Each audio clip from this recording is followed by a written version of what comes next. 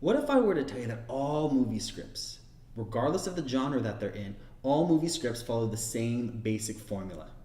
5 minutes into any movie that you watch, the main question will be proposed to the audience. Then, 20 minutes from that point, the main character will set off on a new journey or a new path to enlightenment. Then, 15 minutes from that point, something symbolic happens, and so on and so on. And Hollywood has perfected this down to an exact science of what will help increase the likelihood that a movie becomes successful.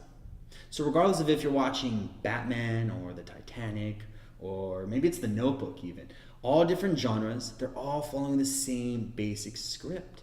And just like the movie industry knows what works to increase their revenue, we too in our industry have a basic formula that you can follow to increase your sales year in and year out. My name is Tristan Thomas with List Academy, and what we're gonna go over today is the first step of a formula that you can follow to increase your sales. It's the first step, and it's the building block for all the other steps. It is prospecting and qualifying. And it's probably the single most important step of all, because if you don't have the right clients that you're talking to, you're never going to increase your sales. So today what we're gonna do is we're gonna spend a little time on how to prospect properly and then qualify those prospects to increase your sales. And today when we're talking about prospecting and qualifying, we're gonna go over 4 main points. The first one is how to identify prospects. Then build your network, how do you do that? Qualifying and managing all those prospects that you have. And then how do you gain access? How do you set the meeting properly, right? So we're gonna go over these 4 items in prospecting and qualifying. So the first thing that we're gonna go over is how to identify the prospect. And when I'm sitting down and I'm talking to financial advisors or insurance agents and we're talking about prospecting, they're always telling me that they need to focus on certain clients that have particular needs. And while that is true, what we wanna really figure out first is what solutions do we provide? So turn the script in a sense. What we need to do is look at ourselves and figure out exactly what solutions do we provide, right? It's working backwards in a sense, because if we have particular solutions, then we can fulfill those customer needs, right? So let's just say that you have a 70-year-old male that has a need for immediate income, right? And needing that for the rest of their life. Well, maybe an immediate annuity is best for them. Or maybe you have a client that has an estate tax issue. If they have an estate tax issue, well, maybe a life insurance policy with a survivorship aspect, if they're married, would be best for them. But what you really need to do is figure out exactly what your solutions are. So when you hear certain words that trigger those solutions, then you can focus on those clients. The second thing that we want to focus on is the why us. Ask yourself that question. Why you? What's separating you from the other advisor across the road? Let's be honest for a second. There's tens of thousands of financial advisors and insurance agents that are out there. More than likely, they're selling the same products that you offer as well too, aren't they? Well, what's separating you from them? Maybe it's the way that you follow up with your clients. Maybe you have an annual review and you make sure that their objectives are still in line year in and year out. Maybe it's the birthday cards that you send to their children. There's certain things about you and your practice that differentiate you from all the other advisors. So figure out exactly what that is. And the last piece, and it really piggybacks off the why us, is the mission statement. Why are we in the industry that we're in today? What makes you passionate about selling life insurance or being a financial advisor? And if you're a life insurance agent, don't say that you just want to help protect lives in case if they were to pass away, right? That's not good enough. There needs to be something that resonates with you to give you that passion to be in the industry that you're in. Well, so maybe you come from parents that lived paycheck to paycheck, and you're a financial advisor now because you want to make sure that your clients and their children don't live the same child as you do, living paycheck to paycheck. Maybe you had a friend who had a father who passed away, and from that point going forward, that family couldn't make ends meet because of the loss of income, and that's why you're in the life insurance industry. But there's certain reasons as to why you're in this industry. So make that a part of your mission statement when you talk with your clients or prospective clients. Now, when we're identifying prospects, what we want to do is we want to take the solutions that we have and then fill client needs with that, and then let them know about what differentiates you from the competition, but also the reason why you're here, what makes you so passionate about life insurance. That's how you can identify your prospects. And from that point, what you can do then is start building your network. And the network is really twofold. It's building it on a community level, as well as a professional level as well too. So what you really need to do when we're talking about building a community network, we're talking about friends and family that you may have. Maybe you're a Little League coach and you know all the Little League parents, right? That's part of your community. Maybe you go to church on Sunday. That's part of your community network as well too. But what you really want to do is you want to build that community network and let them know about what you can provide, the why you're in the industry that you're in, but build that community network. And another thing about the community network as well too is never pass up the opportunity for a referral. Clients that you have, satisfied clients that you have now, are part of that community at that point, aren't they? So start asking all those satisfied clients that you have for referrals. Now, there's a stat that I love to give out. It was a stat from last year that said 11% of people in sales ask their satisfied clients for a referral. Only 11%, roughly 10% of all people in sales ask their satisfied clients for a referral.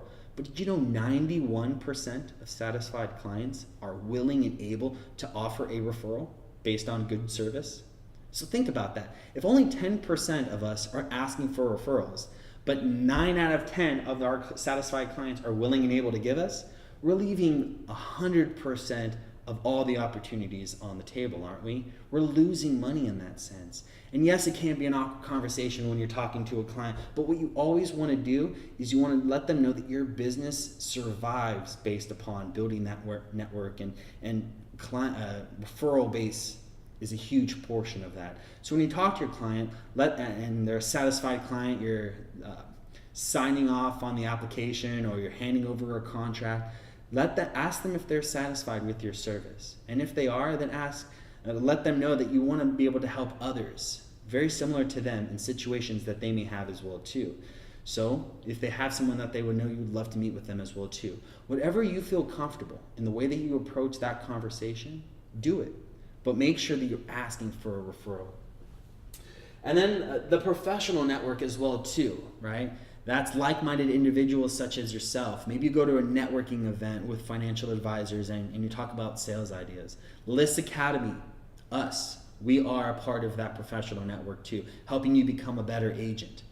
But a thing that I want to stress more than ever is the fact that financial advisors and insurance agents it should be a prerequisite that you have a relationship with a CPA or an accountant. Not just one, several of them.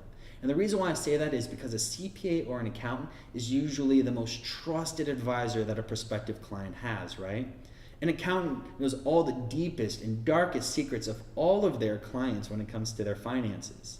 So if that CPA or that accountant is giving their vote of confidence of how great your services are and are telling their clients about how great you are, you already have developed that trust factor, that big piece of getting them to become clients of your own. So building a professional network of CPAs and accountants is great, but also estate planners, attorneys, people that deal with a lot of clients and are usually the most trusted of advisors. You can also Google and figure out exactly what are the most trusted advisors that are out there, but usually the CPA and accountant is the number one. So build that network. So now that you've built that network of all these prospects over time, how do you make sure that you're managing your time properly? How do you qualify all of these prospects to make sure that you're being efficient in the way that you're spending your time? And that really comes down to how you qualify and manage. And what you want to do is you want to make sure that, and I cringe sometimes when I use this acronym, but you want to make sure that they have the man. And what I mean by that, and that's an acronym, is they have the money to purchase your product or service. They have the authority to purchase your product or service, and they also have the need as well too, right? So they have to have all three. Do they have the money? Do they have the authority? And do they have the need for the product or service that you offer? If they check all three of them, these become hot leads. These are people that you need to set up or gain access to immediately because they have the money, the authority, and the need.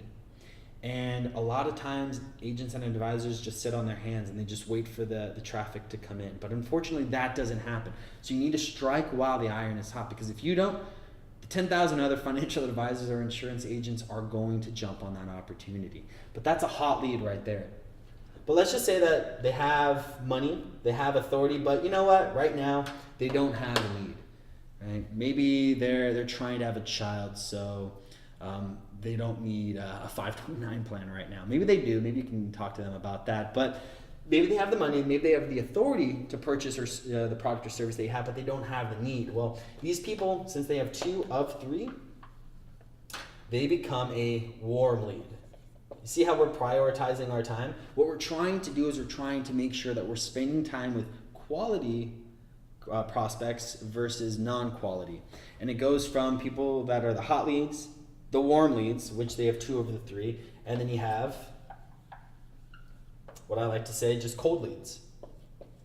Maybe things will change down the road, but as of right now, they only have 2 of the 3 pieces of the puzzle that they need to become a hot lead. But you want to manage your time effectively and spend more time with the hot leads. But a question that I'm always asked is, well, how do I qualify them? How do I know that they have MAN, that they have MAN, right? How do I do that? Well, a lot of people say that you got to ask the right questions, right? But what questions do you ask? And there's plenty. There's a slew of questions that you can ask. But the main concept of it is you want to ask open-ended questions. These are questions that give a response that's more than just a yes or no answer, right? Instead of asking them, did you like the service that I provided you today? Which is a yes or no answer. They may elaborate more, but it gives them the option to say yes or no. Ask them, what did they like about the services that you provided today? Or could there have been something different in the service that you provided today? Something that doesn't allow a yes or no answer to an end-all, be-all. So these are open-ended questions. And when you talk to people on the phone, when you talk to the people that are telemarketers, see if they start asking you yes or no questions. A lot of times they do. They'll ask you a yes or no question. Just give them a yes or no answer. It's a fun game that you can play as well too. But what you want to do is you want to have your client that you're talking to elaborate more on a particular subject. And the only way to do that is to ask open-ended questions. So when we're asking open-ended questions, we want to limit it to, because their time is limited and so is yours, we want to limit it to 3 to 5 questions that we're asking. And those 3 to 5 questions, and if you want to email us, we can help build that 3 to 5 question list that you would ask them. But these 3 to 5 questions should help you qualify them to make sure that they have money, authority, and a need for your product and service. So that's qualifying and managing the clients. And the last piece, once we have our hot leads, our warm leads, and our cold leads, and we're spending majority of time on the hot leads, we want to gain access, or we want to set the appointment with them, right? And it is super difficult. I completely understand. It is super difficult to get butts in seats, so to speak, right? How do you set that meeting? Well, the thing that a lot of agents and advisors do not do is they don't play on the client's home turf. So what do I mean by that? What we want to make sure that we're doing is we're not just calling up that prospective client and asking them to come to your office at 3 p.m. What we want to do is we want to ask them when they're available so you can come to them, where your client feels most comfortable, right? What you want to be able to do is get butts in seats, but it's your butt that needs to get in the seat. Maybe your client feels most comfortable at their home. So meet with them on a Tuesday night at 6 p.m. or a Saturday morning, it might be. Maybe they feel better at a neutral spot, such as a coffee shop, a Starbucks, or a coffee bean. Whatever it may be, make sure that your client feels comfortable in the place that they're going to have that conversation. But when you're also doing that too, is you want to be forward with what your intention is. We're not in the business of being shy, so let your clients or prospective clients understand what your intention is. Yeah, your intention is to push a particular product or service, but put it in the way that talks about the solutions. Let them know that you want to help identify certain needs that they may have or certain holes, and you want to be able to fill that, right? You want to talk to them about the solutions that you offer that can provide, or excuse me, help them on their customer needs. And let them know that that's exactly what your intention is, and be respectful that that's all you're going to discuss. But when you're gaining access as well too, a big thing about this too is you're not going to close the sale the first time you meet with your clients. Usually it takes 3, 5, maybe even 7 meetings with them to have them sign on the dotted line and hand over a check. So what you always want to do when you're gaining access and you're meeting with your clients is not try to close them. It's just pushing the sale forward. You always, regardless of how that meeting ends, you want to make sure, or you want to recap that meeting alone and figure out or make sure that you've pushed that sale a little bit further, right? You're getting closer to the goal line, so to speak, but you're very few times you're actually going to close your client on the first meeting. So always advance the sale each and every time. So today we went over how to prospect and qualify your client properly. And the way that we did this is we talked about identifying the prospects, right? Talked more about the solutions that you provide as opposed to what your client can provide you. We talked about the mission statement as well as the why's, what differentiates you, what makes you passionate, right? Talking about that, how that translates into discussing that with your network and building your network as well too, building it from a community and a professional level. Referrals, remember 11% of people in sales versus 91% of satisfied clients that are willing and able. Really talk to your clients, figure out exactly how you bring that up. And then professional network, talking to CPAs, talking to accountants, the most trusted of advisors for prospective clients. Then when you have this large network, you want to qualify and manage those prospective clients properly, right? So we want to ask open-ended questions and make sure that they have money, authority, and need, right? They must have MAN and then they're a hot lead. You want to spend a majority of your time with those hot leads. And then to set up that meeting, you want to gain access, right? You always want to push the sale forward as we have right here. You want to do it on your client's home turf as well. Make sure that your client is most comfortable, which might mean that you're working late nights or on the weekends. But if you're really wanting to advance the sales and increase your sales year in and year out, we need to do the work and put the time that's involved in getting the results that we want. So again, my name is Tristan Thomas with List Academy, and today we went over prospecting and qualifying. Let me know what you think of this. If there's anything that you'd like to add, please feel free to add comments below. We're always talking to our members about what we can do to help you increase your sales. Again, thank you for your time and have a great rest of the year.